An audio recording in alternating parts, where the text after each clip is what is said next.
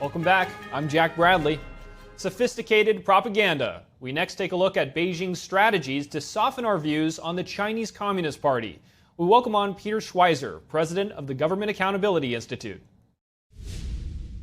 Peter Schweizer, thank you so much for joining us here today. Good to be with you. Now, the CCP has been offering all expense-paid trips to China to influential people in the West, including politicians, academics, and journalists like MSNBC's Chris Hayes, for instance.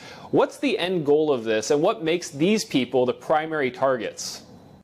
Well, China has a strategy, and they use the term. It's called elite capture. And the idea is that if they can influence the elite of a country, that could be in government, that could be in the media and in culture, and they can get them to have a softer view towards the CCP and China, they are all in favor of it. And so that is about building relationships. That can be romantic relationships. That could be just social relationships, certainly financial relationships. So the goal is to get them to soften their views of what the CCP is doing. So this is not the same as sort of cultural exchange. This is elite capture, and it's designed to turn a elite in a country into a CCP supportive entity. What are some of the organizations that are running this influence campaign, and is this a component of the CCP's United Workfront department? Yeah, the United Front is huge, and they use a lot of cultural associations and names.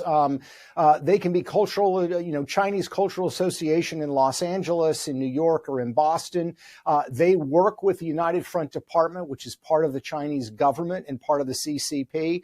So a lot of times it gets masked as something else. They don't come up and say, come to China, the United Front wants to pay your ticket. It's done in the name of cultural exchange. It's done in the name of face-to-face or people-to-people exchanges, but it's dominated and controlled by the CCP. Again, in the United States and in Europe and in much of the world, you have parts of the private sector, civic culture organizations that do this. That is not the same place in China. So people need to be wary of that. And I think a lot of American elites in particular have this kind of arrogant view that they're smart and sophisticated, and so they're not going to succumb to crude propaganda. It's not crude propaganda that they're looking for. They're very sophisticated in what they want. They call it big help with a little bad mouth. In other words, they know that, some of these people that they capture, some of these elites that they capture are going to have to say bad things about China. That's okay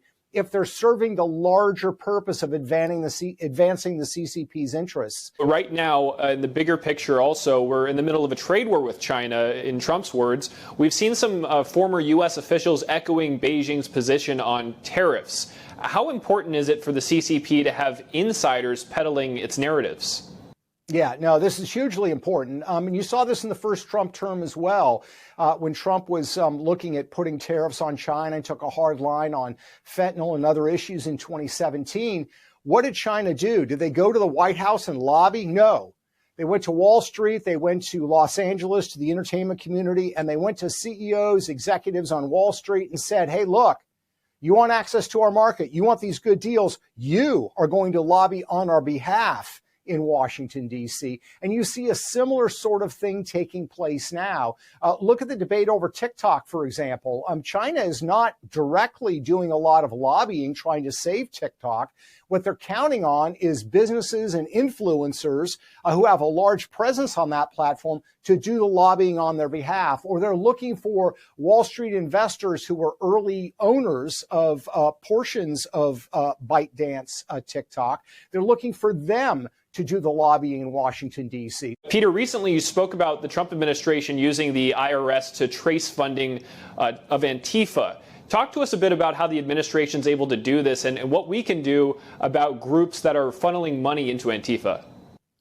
Yeah, it's a big problem. I mean, look, a protest is part of America's history, and we all recognize that protests break out, people expressing their views. The question is, when you have specifically highly organized protests that become violent intentionally, you're talking about something that's very, very different. That requires organization. It requires resources. It requires structure. And also, by the way, if it engages in violent activity, it's a criminal act.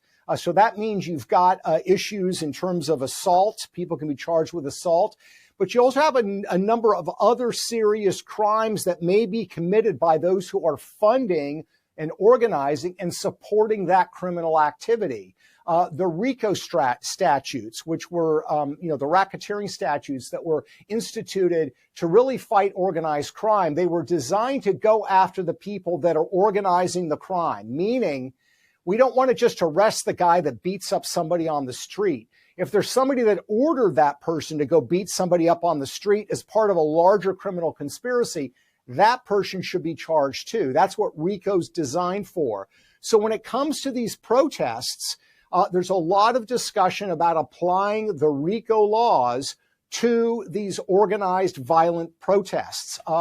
And where does the IRS come into this? Well, a lot of these violent organizations are 501c3 IRS recognized tax-exempt charities, which means they get tax-exempt donations. But it also means that they are under the scrutiny of the IRS if they are violating the law. So my suggestion was, and this seems to be what the Trump administration is doing, is using the IRS as a way to gather forensic information.